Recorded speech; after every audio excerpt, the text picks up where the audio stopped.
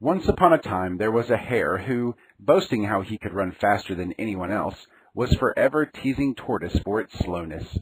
Then one day, the irate Tortoise answered back, "Who do you think you are? There's no denying you're swift, but even you can be beaten." The hare squealed with laughter. "Beaten in a race? By whom? Not you, surely.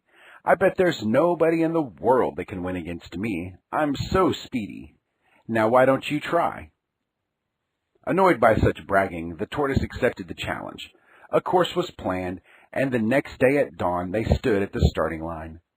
The hare yawned sleepily as the meek tortoise trudged slowly off. When the hare saw how painfully slow his rival was, he decided, half asleep on his feet, to have a quick nap.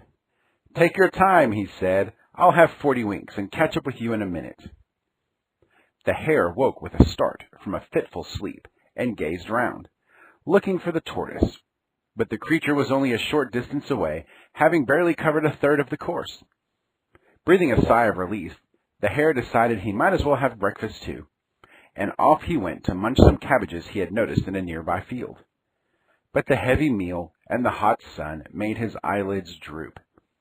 With a careless glance at the tortoise, now halfway along the course, he decided to have another snooze before flashing past the winning post. And smiling at the thought of the look on the tortoise's face when he saw the hare speed by, he fell fast asleep and was soon snoring happily. The sun started to sink below the horizon, and the tortoise, who had been plodding towards the winning post since morning, was scarcely a yard from the finish. At that very point the hare woke with a jolt. He could see the tortoise, a speck in the distance, and away he dashed. He leapt and bounded at a great rate, his tongue lolling and gasping for breath. Just a little more and he'd be first at the finish.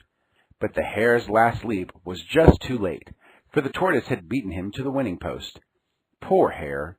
Tired and in disgrace, he slumped down beside the tortoise, who was silently smiling at him. "Slowly does it every time," he said.